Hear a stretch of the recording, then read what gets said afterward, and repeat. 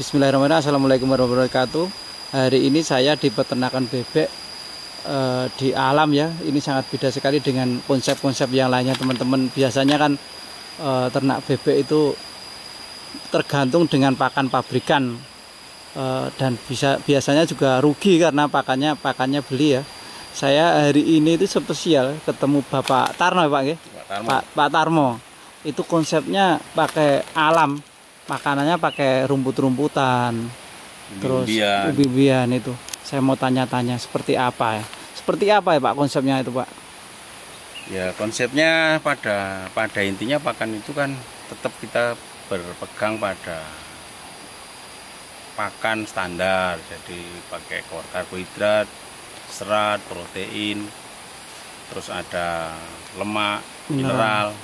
Itu yang dibutuhkan vitamin, hewan ya. Itu harus lengkap gitu. Terus dan itu diusahakan yang ada di sekitarnya. Jadi kalau masih bisa jangan beli, jangan tergantung dengan pabrik.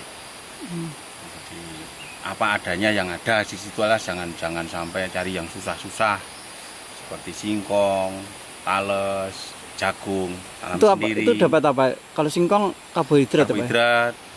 Terus proteinnya ambilnya dari apa Pak? Dari rumput-rumputan. Jadi ada azola, ada krokot, terus ada apa niku? Suket berambangan itu rumput-rumput yang jalar-jalar niku. Terus lainnya, kebutuhan lainnya mungkin mineral. Mineral cukup sebenarnya cukup saking niku, king rumput-rumputan cukup. Dari rumput-rumputan itu tadi. Cukup. Terus pakai dedak juga Pak? Dedak itu kalau ada, kalau nggak ada ya nggak. Karbohidrat Pak, kalau dedak itu apa? Serat dan karbohidrat. Itu nggak harus? Tidak harus. Tapi kalau singkong malah? Itu kan alternatif, kalau ada jagung seperti seadanya, yang penting itu karbohidrat sama seratnya ada. Pak Tarno sendiri ini pelihara bebek berapa ekor ini Pak? Penyebab itu ada 42 ekor. Jantannya 5, betinanya 37, kebetulan ini yang telur 32. Dari 37 telur 37 betina, 32 butir telur. Sudah menelur 32 butir telur ya Pak ya? Per hari. Itu sudah berjalan ternaknya sudah berapa lama Pak ini Pak? Sekitar 3 bulan. 3 bulan Pak ya? Kalau telurnya sekitar 1 bulan. Dari 2, 3, 4 sampai sekarang sudah 32. Puncaknya Pak ya 32 ya? Nggak tahu. Apa kemarin sudah pernah belum? Kemarin 30. Semakin meningkat ya Pak grafiknya Pak ya? 32. Mudah-mudahan nanti full 37 nelur semua. Ini juga diliarkan Pak, nggak di kandang? Ada kandang hanya untuk malam. Pagi dilepas, dikasih pakan, terus dilepas. Sore pulang sendiri, kasih pakan lagi. Nah, itu aja. Nggak ada perlakuan khusus, nggak ada. Kalau untuk telur sendiri Pak, itu yang dibutuhkan apa itu Pak? Kok bisa nelur segitu banyak, rahasianya mungkin ada tambahan pakan apa gitu? Kalau menurut saya itu alami. Alami ya? Alami. Jadi kalau dia nanti umurnya sudah cukup, kesehatannya cukup, makanannya cukup, berarti dia akan nelur secara alami. Tidak harus dari pakan pabrikan, pakai ini enggak. Itu nanti alami. Pasti bisa nelur alami. Jadi tidak harus. Itu yang saya praktekkan. Jadi saya tidak tergantung. Terus yang teman-teman ini sedikit flashback ya, Pak Tarmo ini backgroundnya dari kedokteran ya Pak ya? Udah, preman jalanan. Itu kok bisa tertarik ke ternak ini kenapa ini Pak? Jangan itulah. Jangan ya? Saya itu ya kalau pendidikan sih banyak sih. Saya juga orang pertanian, peternakan. Pernah pertanian juga Pak? Pelayaran, lulus, kedokteran. Sebetulnya itu kan hanya pendidikan formal tapi nggak bisa untuk hidup. Lah kok tertarik di ini? Ya alami aja, karena saya orang kampung, jadi saya terbiasa sejak kecil itu ada piara mentok, ada ayam, kambing, sapi biasa. Jadi karena kehidupan orang kampung ya seperti ini. Tapi sebenarnya ternak-ternak itu potensi enggak Pak di lingkungan di Indonesia khususnya itu seperti apa harusnya Pak? Sebenarnya usaha yang paling menjanjikan di dunia ini sejak zaman Nabi sampai nanti akhir zaman itu, yang tidak mungkin bisa dipungkiri itu pertanian dan peternakan. Karena setiap orang itu butuh makan. Pertanian dan peternakan. Oh. Karena manusia butuh makan dan butuh gizi. Jadi di sektor makanan dan gizi itu yang tidak akan mati selamanya. Jadi, harusnya orang Indonesia itu kaya. Harusnya sih, cuman karena kita negara yang salah saja mungkin kita tergantung dari produk-produk orang lain. Jadi terpaksa kita hidup menjadi orang-orang miskin, dan seluruh warga Indonesia sekarang terjebak masalah hutang.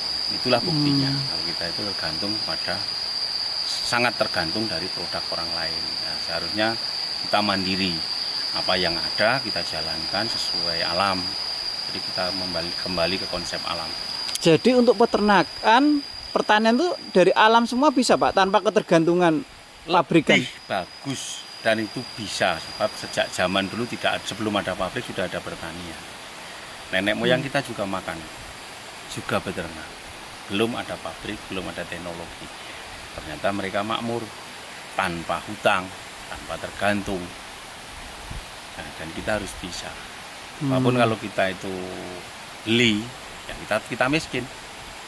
Walaupun kalau kita jual, kita dapat uang sedikit, biarpun sedikit kita akan jadi kaya, merdeka. Terus tadi saya sempat ngobrol, yang pengeluaran dan pemasukan tadi konsepnya seperti apa tadi Pak? Ya kalau orang usaha itu kan saya itu sudah sering jatuh bangun dalam usaha.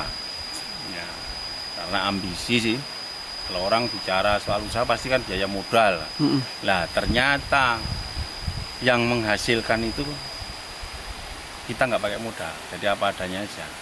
Jadi hasil usaha dikurangi biaya produksi, itulah keuntungan. Jadi kalau bisa kita untung terus. Harusnya sih biaya produksi tidak ada, coret aja. Pakan itu ya, pakan ya, gratis. Pakan gratis, harus gratis. Bisa Pak, full gratis. Bisa, 100% bisa. Nggak harus beli, bisa. Jadi singkong nanam sendiri atau gimana Pak? Jagung? Singkong nanam sendiri, jagung nanam sendiri, umbi-umbian lainnya, nanti daun-daunan yang ada di situ bisa terpakai. Kalau protein hewani Pak, seperti apa kalau dari alam itu? Kalau dari alam itu ya contohnya ya kalau keong, cacing, tepung ikan, cacing dan sebagainya itu. Yang paling murah itu kan ikan sebenarnya.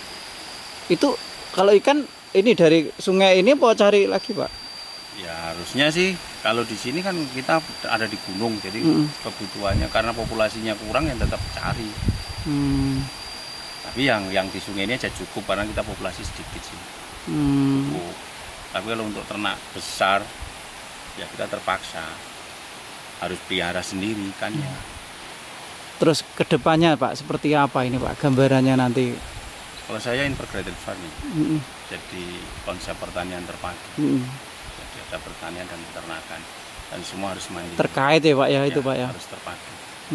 Itu baru bisa dikatakan untung. Kalau itu belum apa Pak? Integratednya apa saja itu Pak? Kira-kira nanti gambarannya? Gambarannya dari pertanian itu ada pertanian hortikultura, jagung, singkong, dan sayur mayur. Terus yang ada sekarang saya tani pisang sama hortikultura dan rumput-rumputan banyak. Terus perikanan? Ada kambing. Rencana sih sekarang ada di sana sih, di luar sana sih ada di kandang sebelah sana. Jadi nanti kotorannya hewan itu untuk pupuk itu seperti apa Pak? Harusnya begitu. Dan saya juga sudah mulai merintis untuk membuat pupuk sendiri. Kuncinya di pupuk, harus bisa pabrik sendiri. Membuat pupuk sendiri itu harus bisa. Jadi mulai dari pupuk jenis-jenis yang kandungan nitrogennya tinggi, fosfatnya tinggi, ya atau NPK, itu yang dari alam. Jadi jangan dari pabrikan. Kita buat pabriknya sendiri. Bisa Pak itu Pak ya? Bisa. Jadi ada pupuk cair, ada pupuk padat, ya tergantung situasinya nanti. Bisa. Di kotoran-kotoran itu bisa buat. Jadi kalau kita punya bebek, nah itu paling efektif lagi harusnya ada ikan, karena bawahnya ya satu-satunya kotoran unggas air itu yang bisa dimakan langsung oleh sama ikan. Itu bebek, mintok, iya. yang jelas unggas air itu bisa semua. Jadi jangan sampai kotoran itu mubazir, hilang. Terus pakan ikannya nggak perlu kasih makan. Nggak perlu kasih makan, iya. Udah cukup. Ya, saya praktikan kan ini yang dari kandang ini kan saya ambil, saya bersihkan, terus saya bawa ke kolam. Ikan apa Pak itu Pak? Nila ya. Ada 2 kolam di sana tuh, pakannya dari kotoran bebek, tapi saya angkut ke sana sawah. Ya. Terus pesan untuk anak-anak muda Indonesia Pak, mungkin ada? Ya jangan tergantung pada luar negeri. Ya, kita harus bisa mandiri, berinovasi, dan mampu berkarya.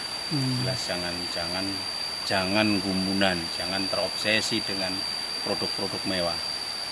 Apapun kalau produk mewah kita beli, tetap kita kehabisan uang dan tetap jadi miskin. Namanya produk pasti akan rusak. Jadi kita harus bisa memproduksi sendiri, biarpun sedikit kita jual, jadi kita akan dapat uang dan hidup merdeka. Karena kan kebanyakan sekarang anak muda nggak mau bertani, beternak itu katanya kotor terus. Kalau petani seperti itu harus pinter. Kalau orang dulu kan bilang petani itu kan orang bodoh. Orang bodoh nggak akan kaya. Petani di Indonesia miskin karena bodoh. Kalau mau pinter, petani pinter pasti sukses. Harus terpadu. Jadi seperti nenek moyang kita punya pertanian, punya peternakan, dan mereka bisa hidup layak. Zaman itu belum ada teknologi. Intinya bapak saya itu 11 bersaudara. Dia seorang petani dan semua anaknya disekolahkan, semua anaknya dikasih warisan tanah. Itu dulu bapaknya apa Pak? Petani juga? Iya. Petani. Dan bisa. 11 bersaudara semua sekolah. Banyak saudara-saudara di negeri, tapi saya enggak. Saya mengambil.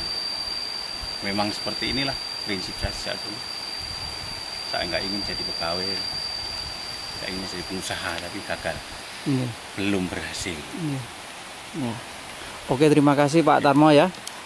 Sangat spesial sekali ini, sangat menginspiratif untuk teman-teman yang bingung mencari usaha itu ya. Ini ternyata bisa ternak, pertanian itu tanpa modal ya Pak ya. Saya pernah dengan modal duit banyak, beratus-ratus juta. Apa itu Pak? Ternak apa tahu Pak itu? Usaha. Saya usaha dengan modal terus semua gagal. Tapi dengan niat, kemauan, apapun yang ada kita pelihara, kita usahakan, kita budidaya, pasti berhasil. Itu kuncinya. Jangan pakai modal. Apa yang ada. Jangan mengada-ada ya Pak ya. Ya boleh bilang begitu. Apa yang ada saja dijalankan, dimaksimalkan ya Pak ya. Maksimalkan. Boleh dibilang begitu, jangan mengada-ada. Apa yang ada. Cukup itu saja, mudah-mudahan nanti bermanfaat. Teman-teman bisa, saudara-saudara kita, anak-anak kita yang masih muda, tidak tergantung dari negara lain. Kita harus jadi negara yang mandiri. Kita hidup di negara agraris, harus kaya, bukan harus miskin. Oke, terima kasih Pak ya.